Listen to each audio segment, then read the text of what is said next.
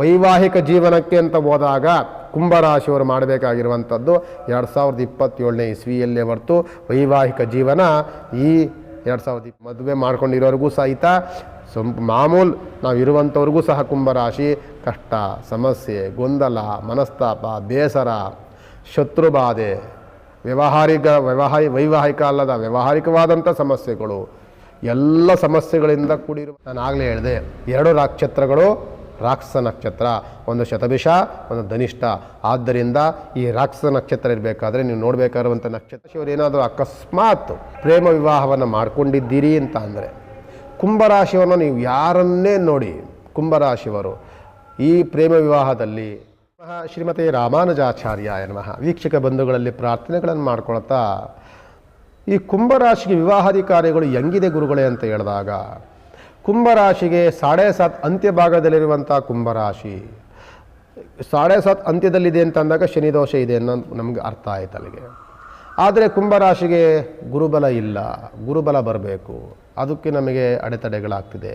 ಕುಂಭರಾಶಿಗೆ ಇನ್ನೇನಾದರೂ ಯೋಗ ಫಲಗಳಿದೆಯಾ ಅಂತ ಅಂದರೆ ನಿಮಗೆ ಮಿಕ್ಕಿದ ಗ್ರಹಗತಿಗಳ ಯೋಗ ಫಲವು ನಿಮಗೆ ಉತ್ತಮವಾಗಿ ಇರಬೇಕು. ಉತ್ತಮವಾಗಿ ಇಲ್ಲ ಅಂತ ಅಂದಾಗ ಮೇನ್ ಮುಖ್ಯವಾಗಿ ನಿಮಗೆ ಗುರುಬಲ ಇರಲಿಲ್ಲ, ಚಂದ್ರಬಲ ಇಲ್ಲ, ತಾರಾಬಲ ಇಲ್ಲ ಅಂತ ಅಂದಾಗ. ಆದರೆ ಕಂಕಣ ಬಲ ತುಂಬ ಚೆನ್ನಾಗಿರುತ್ತೆ. ಕುಂಭರಾಶಿಗೆ ಕಂಕಣ ಬಲ ಹೊಂದಿದ್ರೆ ಮಿಕ್ಕಿದ ಎಲ್ಲ ಗ್ರಹಗತಿಗಳ ದೋಷದಲ್ಲಿ ಕೂಡಿರುತ್ತೆ. ಏನು ದೋಷಗಳಿರುತ್ತೆ ಅಂತಂದರೆ ಶನಿ ದೋಷ, ಕುಜದೋಷ ಮತ್ತು ಗುರುದೋಷ ಇದೆಲ್ಲ ಕೂಡಿರುವಂತಹ ಕುಂಭರಾಶಿ. ನಾನು ಹೇಳಬೇಕು ಅಂತ ಕುಂಭರಾಶಿಗೆ ಸ್ವಲ್ಪ ಈ ವರ್ಷ ದುಡುಕು ಸ್ವಭಾವಗಳು, ಸುಮಾರು ಸಮಸ್ಯೆಗಳಿಂದಲೂ ಎಡೆತಡೆಗಳಿಂದ ತೊಂದರೆ ತಾಪತ್ರಗಳಿಂದಲೇ ಕೂಡಿದ್ದೀರಿ. ಈ ತೊಂದರೆ ತಾಪತ್ರಗಳು ಯಾವ ಮಾಡಿದ್ರು ಕೆಲಸ ಸಕ್ಸಸ್ ಆಗದಲ್ಲೇ ಇರುವಂಥದ್ದು. ಈ ಸಂದರ್ಭದಲ್ಲಿ ಈ ವಿವಾಹಾಧಿಕಾರಿಗಳು ಬೇಕಾ, ವಿವಾಹಾಧಿಕಾರಿಗಳು ಸ್ವಲ್ಪ ಮುಂದೂಡಿದ್ರೆ ಒಳ್ಳೆಯದಲ್ವಾ ಅನ್ನುವಂಥದ್ದನ್ನು ವಿಚಾರ ತೆಗೆದುಕೊಂಡಾಗ ಖಂಡಿತವಾಗಿ ಹೌದು, ಮುಂದಿನ ವರ್ಷ ವಿವಾಹಾಧಿಕಾರಿಗಳಿಗೆ ಉತ್ತಮ. ಈ ವರ್ಷ ವಿವಾಹಾಧಿಕಾರಿಗಳನ್ನು ಕುಂಭರಾಶಿಯವರು ಮಾಡುವಂಥದ್ದು ಉತ್ತಮವಾಗಿರೋದಿಲ್ಲ. ಆ ಮಾಡಿದಾಗ ಅದರಲ್ಲಿ ಸಮಸ್ಯೆಗಳು, ಗೊಂದಲಗಳಿಂದಲೇ ಕೂಡಿರುತ್ತೆ. ಆದ್ದರಿಂದ ಉತ್ತಮವಾದಂಥ ಕಾಲಘಟ್ಟ, ಉತ್ತಮವಾದಂಥ ಯೋಗ ಫಲದ ಘಟ್ಟಗಳು ಇವೆಲ್ಲವೂ ಬರಬೇಕು ಅಂತ ಅಂದರೆ ಮುಂದಿನ ವರ್ಷವೂ ಸಹ ಮುಂದಿನ ವರ್ಷದವರೆಗೂ ಸಹ ಕುಂಭರಾಶಿಯವರು ಕಾಯಬೇಕು. ನಾನು ಹೇಳ್ತೇನೆ, ಕುಂಭರಾಶಿ ಗುರುಬಲ ಬರುವಂಥದ್ದು ನವಂಬರ್, ಡಿಸೆಂಬರ್ ಮೇಲೇ. ಡಿಸೆಂಬರ್ ಮೇಲೆ ಗುರುಬಲ ಬಂತು ಅಂದರೆ ನೀವು ಜನವರಿಯಿಂದ ಮದುವೆ ನೋಡಲಿಕ್ಕೆ ಆರಂಭವನ್ನು ಮಾಡಿ. ಮುಂದಿನ ವರ್ಷದ ಜನವರಿಯಿಂದ ನೋಡಿದಾಗ ನನ್ನ ಪ್ರಕಾರದಲ್ಲಿ ನವಂಬರ್ ಒಳಗೆ ನಿಮಗೆ ಮದುವೆ ಸೆಟ್ ಆಗೇ ಆಗುತ್ತೆ. ಯಾಕೆ ಅಂದರೆ ಜೂನ್ ತಿಂಗಳಾದಮೇಲೆ ನಿಮಗೆ 7.5 ಸಂಪೂರ್ಣವಾಗಿ ಮುಕ್ತಾಯವಾಗ್ಬಿಡುತ್ತೆ. ಸಂಪೂರ್ಣವಾಗಿ ದೋಷಪೂರಿತವಾದಂತಹ ರಾಶಿ ಆಗುವಂಥದ್ದು ಕುಂಭರಾಶಿ ಯಾವಾಗ ಅಂತಂದರೆ 2027ನೇ ಇಸ್ವಿ ಜುಲೈ ತಿಂಗಳಿಂದ. ಆದ್ದರಿಂದ ಅಲ್ಲಿವರೆಗೂ ನೀವು ಸ್ವಲ್ಪ ಕಾಯಬೇಕಾಗತ್ತೆ. ಆದರೆ ಅಲ್ಲಿ ತನಕ ತುಂಬ ಲಾಂಗ್ ಆಗ್ಬಿಡ್ತು ಗುರುಗಳೇ ಅಂತಂದರೆ 7.5 ಮುಕ್ತಾಯವಾಗುವಂಥದ್ದು ಜುಲೈ ಆಗಿದರೆ ಗುರುಬಲ ಬರುವಂಥದ್ದು ಜನವರಿಯಿಂದ ಅಂತ ಅಂದ್ಕೊಳ್ಳೋಣ. ಜನವರಿಯಿಂದ ನಿಮಗೆ ಅನುಕೂಲಕರವಾಗಿರುತ್ತೆ. ಯಾಕೆಂದರೆ ಡಿಸೆಂಬರ್ ತಿಂಗಳಲ್ಲಿ ಧನುರ್ಮಾಸ ಬರುತ್ತೆ. ಧನುರ್ಮಾಸ ಉತ್ತಮವಾದಂಥ ವರ್ಷವಾಗೋದಿಲ್ಲ. ಆದ್ದರಿಂದ ಜನವರಿ ತಿಂಗಳು ಸಂಕ್ರಾಂತಿ ಮುಗಿದ್ಮೇಲೆ ನಿಮಗೆ ಅನುಕೂಲಕರವಾದಂಥ ವಾತಾವರಣಗಳು ನಿರ್ಮಾಣವಾಗುತ್ತೆ. ಆದ್ದರಿಂದ ಜನವರಿ 16ನೇ ತಾರೀಕು ಸಂಕ್ರಾಂತಿ ಮುಗಿದಿರುತ್ತೆ. ಅಲ್ಲಿಂದ ನಿಮ್ಮ ಕಾಲ, ಅಲ್ಲಿಂದ ನಿಮ್ಮ ದಿನಗಳು, ಅಲ್ಲಿಂದ ಶುಭ ಕಾಲಗಳು ಅಲ್ಲಿಂದ ನಿಮಗೆ ನಾಂದಿ ಆಡುತ್ತೆ. ಅಲ್ಲಿಂದ ಉತ್ತಮವಾಗಿರುತ್ತೆ.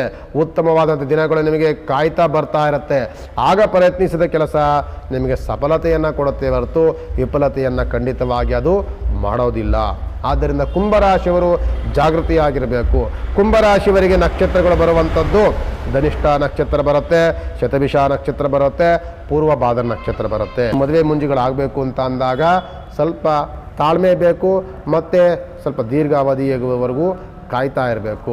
ದುಡುಕು ಸ್ವಭಾವದಿಂದ ಈ ಕುಂಭರಾಶಿಯವರು ಸ್ವಲ್ಪ ಆದಷ್ಟು ಸಹ ನಿಮಗೆ ನೋಡಿ, ಶತಭಿಷ ನಕ್ಷತ್ರ ಆ್ಯಂಡ್ ಧನಿಷ್ಠ ನಕ್ಷತ್ರ ಇವೆರಡೂ ಸಹ ರಾಕ್ಷಸ ನಕ್ಷತ್ರವೇ. ದುಡುಕು ಸ್ವಭಾವ ಜಾಸ್ತಿ, ಕೋಪದ ವಾತಾವರಣ ಜಾಸ್ತಿ, ತಾಳ್ಮೆ ಕಡಿಮೆ, ಇನ್ನೊಬ್ಬರ ಮಾತುಗಳನ್ನ ಕೇಳಿಸ್ಕೊಳ್ಳೋದು ಕಡಿಮೆ, ಇನ್ನೊಬ್ಬರ ವಿಚಾರದಲ್ಲಿ ಆಲಿಸೋದು ಕಡಿಮೆ, ಹೆಂಡತಿಯ ಮಕ್ಕಳನ್ನು ಮಾತನ್ನಾಗಲಿ ಅಥವಾ ಈ ನಕ್ಷತ್ರವರು ಗಂಡನ ಮಾತನ್ನಾಗಲಿ ಕೇಳುವಂಥದ್ದು ಕಡಿಮೆ.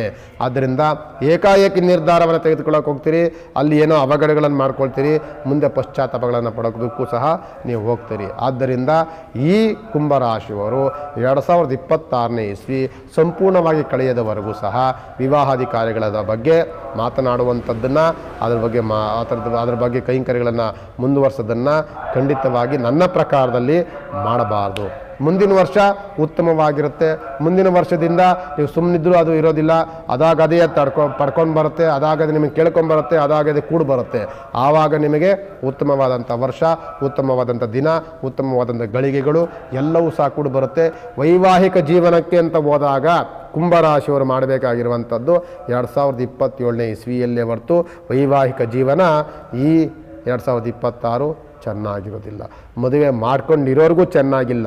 ನೀವು ನೋಡಿಬೇಕಾದ್ರೆ ಮದುವೆ ಮಾಡ್ಕೊಂಡಿರೋರಿಗೂ ಸಹಿತ ಮಾಮೂಲು ನಾವು ಇರುವಂಥವ್ರಿಗೂ ಸಹ ಕುಂಭರಾಶಿ ಕಷ್ಟ, ಸಮಸ್ಯೆ, ಗೊಂದಲ, ಮನಸ್ತಾಪ, ಬೇಸರ, ಶತ್ರುಬಾಧೆ, ವೈವಾಹಿಕ ಅಲ್ಲದ ವ್ಯಾವಹಾರಿಕವಾದಂಥ ಸಮಸ್ಯೆಗಳು, ಎಲ್ಲ ಸಮಸ್ಯೆಗಳಿಂದ ಕೂಡಿರುವಂಥ ಕುಂಭರಾಶಿ ಈಗ ಈ ಸಮಸ್ಯೆಗಳ ಜೊತೆಯಲ್ಲಿ ಇನ್ನೊಂದು ಸಮಸ್ಯೆಗಳನ್ನು ಕೂಡಿಕೊಂಡು ಹೋದಾಗ ಅದು ಫೇಲ್ಯೂರ್ ಆಗುವಂಥ ಸಮಸ್ಯೆಗಳಾಗ್ಬಿಡುತ್ತೆ. ಆದ್ದರಿಂದ ನೀವು ಮಾಡುವಂಥ ಕೆಲಸ, ಅದರಲ್ಲೂ ಸಹ ವೈವಾಹಿಕ ಜೀವನಕ್ಕೆ ಕಾಲಿಡುವಂತಹ ಈ ಕುಂಭರಾಶಿಯವರು ಯಾರೇ ಇದ್ದರೂ ಸಹ ಈ ವರ್ಷ ಉತ್ತಮವಾದಂಥ ವರ್ಷವಾಗಿರೋದಿಲ್ಲ. 2027ನೇ ಇಸ್ವಿ ಜನವರಿಯಿಂದಲೇ ನೀವು ಪ್ರಯತ್ನವನ್ನು ಮಾಡಿ ನವೆಂಬರ್ ಒಳಗಡೆ ಮದುವೆ ಸೆಟ್ ಆಗುತ್ತೆ, ಉತ್ತಮವಾದ ಜೀವನ ಇರುತ್ತೆ, ಉತ್ತಮವಾದಂತಹ ವ್ಯವಹಾರಗಳು ನಡೆದುಕೊಂಡು ಹೋಗುತ್ತೆ. ಸಾಂಸಾರಿಕ ಜೀವನ ಹಾಲು ಮತ್ತು ಜೇನು ರೀತಿಯಲ್ಲಿ ಇರುತ್ತೆ, ಅದರಲ್ಲಿ ಸಂಶಯವೇ ಬೇಡ. ನೀವು ಜಾತಕವನ್ನು ಮಾಡಬೇಕು ಅಂತ ಅಂದರೆ ಈ ರಾಶಿಯವರು, ಕುಂಭರಾಶಿಯವರು, ನಾನು ಆಗಲೇ ಹೇಳಿದೆ 2 ನಕ್ಷತ್ರಗಳು ರಾಕ್ಷಸ ನಕ್ಷತ್ರ, ಒಂದು ಶತಭಿಷ, ಒಂದು ಧನಿಷ್ಠ. ಆದ್ದರಿಂದ ಈ ರಾಕ್ಷಸ ನಕ್ಷತ್ರ ಇರಬೇಕಾದ್ರೆ ನೀವು ನೋಡಬೇಕಾಗಿರುವಂಥ ನಕ್ಷತ್ರಗಳು ತುಂಬ ಜಾಗರೂಕತೆಯಿಂದಲೇ ನೋಡಬೇಕೇ ಹೊರತು ಆತುರದ ನಿರ್ಧಾರಗಳನ್ನು ಮಾಡಲಿಕ್ಕೆ ಸಾಧ್ಯನೇ ಆಗೋದಿಲ್ಲ. ಅದರಿಂದ ಎಚ್ಚರಿಕೆಯನ್ನು ವಹಿಸಿ ಮತ್ತು ನನ್ನ ಜೀವನ ಉತ್ತಮವಾಗಿರಬೇಕು, ನನ್ನ ಜೀವನ ತುಂಬ ಅನುಕೂಲಕರವಾಗಿರಬೇಕು, ಯಾವುದೇ ತೊಂದರೆ ತಾಪತ್ರೆಗಳಿಂದ ಇರಬಾರ್ದು, ನಾನು ಒಂದು ಉತ್ತಮವಾದಂಥ ಜೀವನವನ್ನು ನಾನು ಮಾಡಬೇಕು ಅಂತ ಅಂದಾಗ ಈ ಸಮಯದಲ್ಲಿ ಉತ್ತಮವಾದಂಥ ನಕ್ಷತ್ರ, ಉತ್ತಮವಾದಂಥ ಕೌಟುಂಬಿಕ, ಉತ್ತಮವಾದಂಥ ಹಿನ್ನೆಲೆ ಇದೆಲ್ಲವೂ ಸಹ ನೋಡಿಯೇ ನಾನು ಮದುವೆ ಮಾಡಿಕೊಳ್ಬೇಕೇ ಹೊರತು ಏಕಾಏಕಿ ಈ ನಕ್ಷತ್ರದವರು, ನಾನು ಹೇಳೋದು ಕುಂಭರಾಶಿಯವರು ಏನಾದರೂ ಅಕಸ್ಮಾತ್ ನೀವೇನಾದರೂ ಪ್ರೇಮ ವಿವಾಹವನ್ನು ಮಾಡಿಕೊಂಡಿದ್ದೀರಿ ಅಂತ ಅಂದರೆ ಕುಂಭರಾಶಿಯನ್ನು ನೀವು ಯಾರನ್ನೇ ನೋಡಿ, ಕುಂಭರಾಶಿಯವರು ಈ ಪ್ರೇಮ ವಿವಾಹದಲ್ಲಿ ಸಕ್ಸಸ್ ಆಗಿರುವಂಥವರು ಭಾಳ ಕಡಿಮೆ, ತುಂಬ ಕಡಿಮೆ. ಎಲ್ಲೋ 100ಕ್ಕೆ ಸಕ್ಸಸ್ ಆಗಿರಬಹುದೇನೋ, ಅದು ಬಿಟ್ಟರೆ ಮಿಕ್ಕಿದ ಕುಂಭರಾಶಿಯವರು ಎಲ್ಲರೂ ಸಹ ಆಲ್ಮೋಸ್ಟ್ ಫೇಲ್ಯೂರ್ ಆಗಿರ್ತಾರೆ. ಯಾಕೆ ಅಂತ ಅಂದರೆ ಇವರಿಗೆ ತಾಳ್ಮೆ ಕಡಿಮೆ, ಇವರಿಗೆ ಆತ್ರ ಜಾಸ್ತಿ, ಕೋಪ ಜಾಸ್ತಿ. ಆದ್ದರಿಂದ ಇಂತಹ ರಾಶಿಯವರು ಆದಷ್ಟು ಸಹ ಪ್ರೇಮ ವಿವಾಹದಲ್ಲಿ ಸಕ್ಸಸ್ ಕಾಣೋದಂಥದ್ದು ಭಾಳ ಕಡಿಮೆ. ಆದ್ದರಿಂದ ಇವು ಪ್ರೇಮ ವಿವಾಹವನ್ನು ಮಾಡ್ಕೊಳ್ಳೋದಕ್ಕೆ ಆಗೋದಿಲ್ಲ. ಅದಕ್ಕೆ ನೀವು ಮಾಡಬೇಕಾಗಿರುವಂಥದ್ದು ಕೌಟುಂಬಿಕ ವಿವಾಹ ಅಂದರೆ ತಂದೆ ತಾಯಿಗಳು ನೋಡಿರುವಂತಹ ಮ್ಯಾರೇಜನ್ನೇ ಮದುವೆ ಮಾಡಿಕೊಳ್ಬೇಕು. ಅಕಸ್ಮಾತ್ ಪ್ರೇಮ ವಿವಾಹಕ್ಕೆ ಹೋಗಿದ್ದಾಗ ಸಮಸ್ಯೆ, ಗೊಂದಲ, ಮನಸ್ತಾಪ, ಬೇಸರ ಇದರಿಂದಲೇ ಕೂಡಿರುತ್ತೆ ಇಂಥ ಸಂದರ್ಭದಲ್ಲಿ ಹೇಳಬಹುದು. ನಮಸ್ಕಾರ.